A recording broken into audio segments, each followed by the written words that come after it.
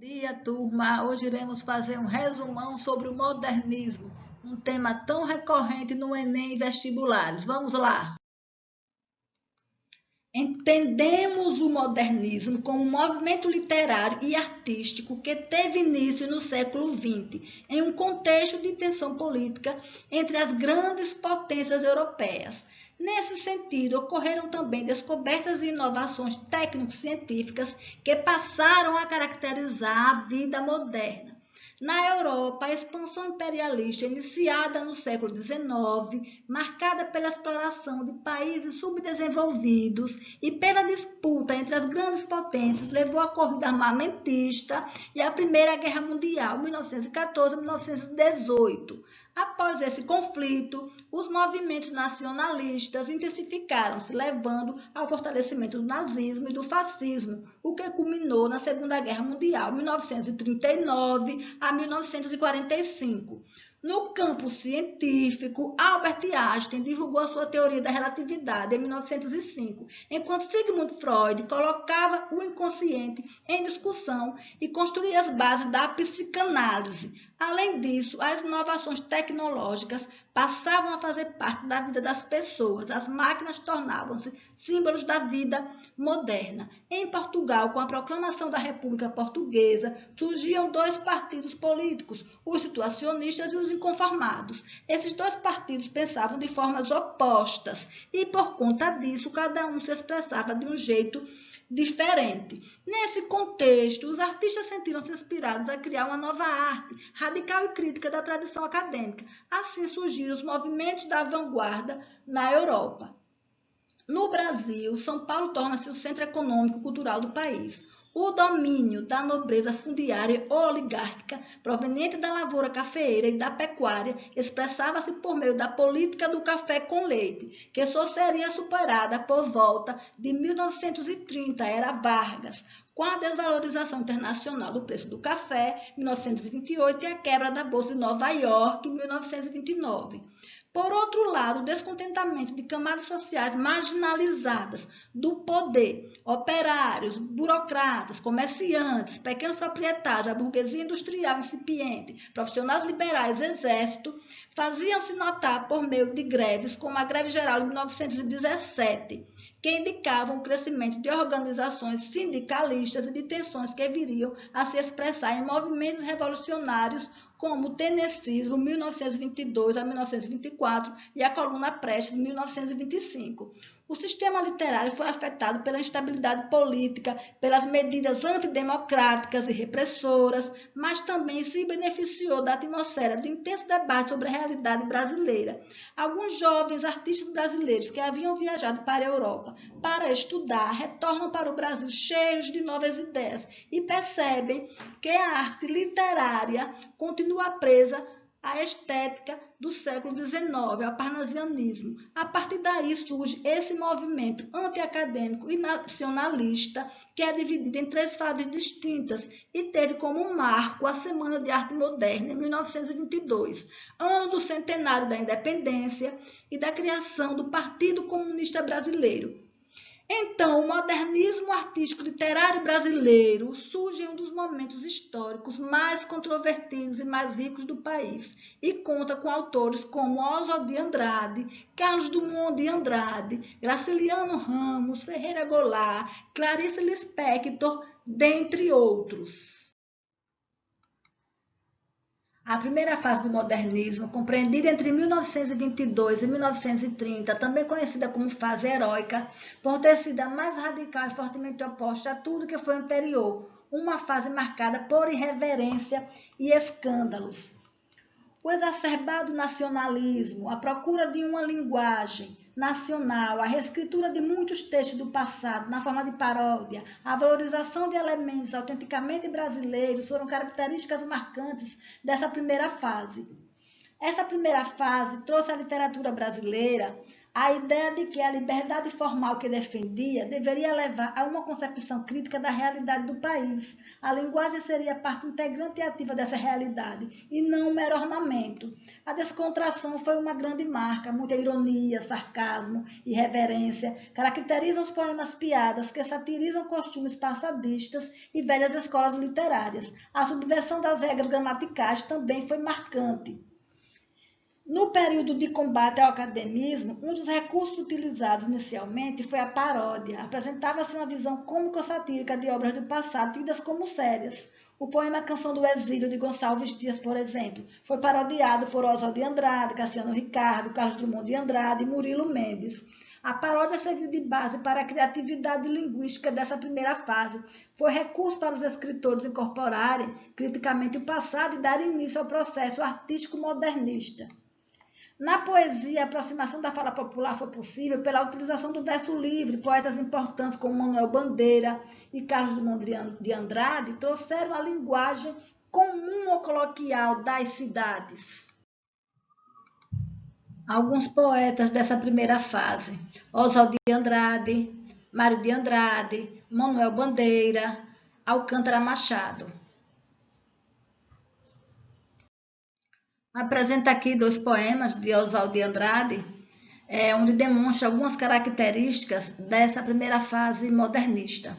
Pronominais: dá-me um cigarro, diz a gramática, do professor e do aluno e do mulato sabido, mas o bom negro e o bom branco da nação brasileira dizem todos os dias: deixa disso, camarada, me dá um cigarro. Percebe-se aí que Oswald de Andrade ressalta a proposta de reduzir a distância entre a linguagem falada e a escrita, que é uma das principais características desse primeiro tempo, e renega, desse modo, o passadismo acadêmico.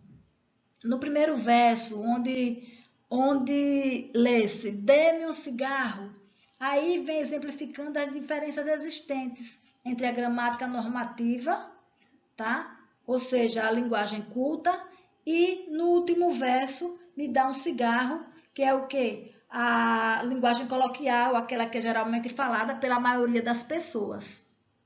Já no outro poema, Erro de Português, quando o português chegou debaixo de uma bruta chuva, vestiu o índio, que pena, fosse a manhã de sol, o índio tinha despido o português. Aí há uma visão positiva da cultura indígena, né? E uma perspectiva diferente do colonizador. Nós percebemos também aí uma ironia, não é? Oswald de Andrade ele faz uma alusão irônica à nossa colonização.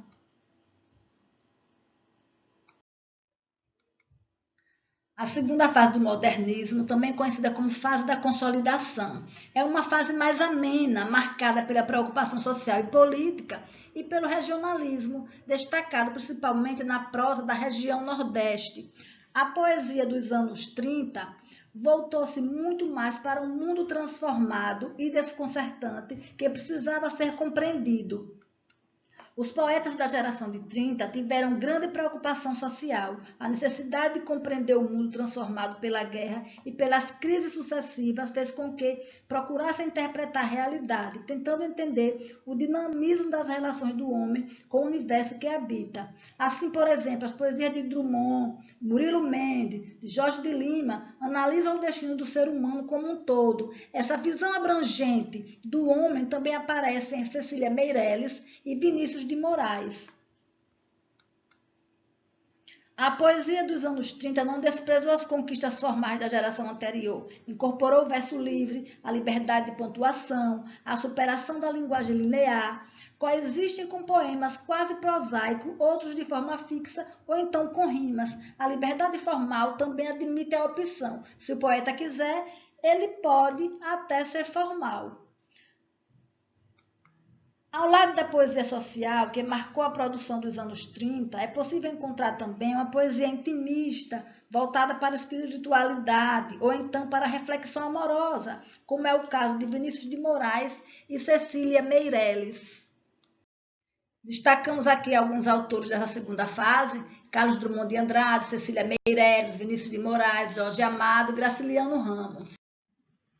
Trouxemos aqui esse poema de Carlos Drummond de Andrade, da segunda fase do modernismo, No Meio do Caminho, no meio do caminho tinha uma pedra no meio do caminho, tinha uma pedra no meio do caminho, tinha uma pedra, nunca me esquecerei desse acontecimento. Na vida da minha retina tão fatigadas, nunca me esquecerei que no meio do caminho tinha uma pedra no meio do caminho tinha uma pedra. Podemos perceber aí a estrutura de versos livres em sua composição. E tem interpretação aí, pode ser ampla, né? As pedras podem representar os obstáculos que nós encontramos no nosso cotidiano. A terceira fase modernista, também conhecida como geração de 45, ou também chamada de pós-modernista por vários autores, por volta de 1945, tornou a ser problematizada com bastante ênfase a linguagem literária brasileira. A experimentação poética caracterizou a poesia do terceiro tempo modernista.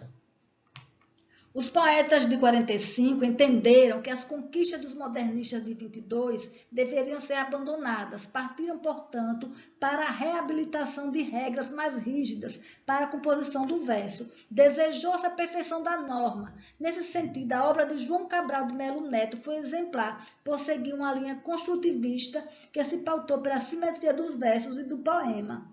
Em outros poetas, o rigor formal foi tão grande que se chegou a falar em neoparnasianismo. Após 1950, os poetas do primeiro momento do pós-guerra dividiram-se, partindo para experimentações poéticas diferentes. Alguns permaneceram no esteticismo formalista, outros encaminharam-se para uma poesia participante, como Tiago de Melo e Ferreira Goulart. Este é um dos poetas mais importantes do terceiro tempo modernista. Além do já mencionado rigor formal, houve uma investida contra o radicalismo poético de 22. O poema piada foi completamente abandonado, entendido como afronta à poesia, passou a ser considerado como uma vulgaridade, um exagero. O poema deveria resultar do amadurecimento e não da graça.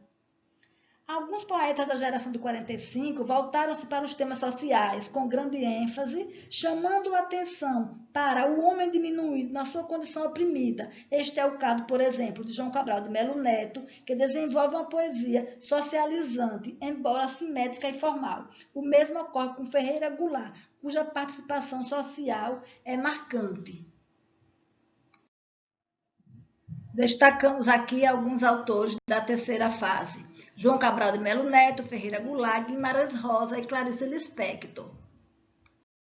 Finalmente trouxemos aqui um trecho do poema Morte e Vida Severina, de João Cabral de Melo Neto, da terceira fase do modernismo, que retrata a trajetória de Severino, né? Que deixa o sertão nordestino em direção ao litoral em busca de melhores condições de vida. Severino encontra no caminho outros nordestinos que, como ele, passam pelas privações impostas ao sertão. A aridez da terra e as injustiças contra o povo são percebidas em medidas nada sutis desse grande autor. Bom, por hoje é só. Que vocês fiquem bem, fiquem em paz e até a próxima.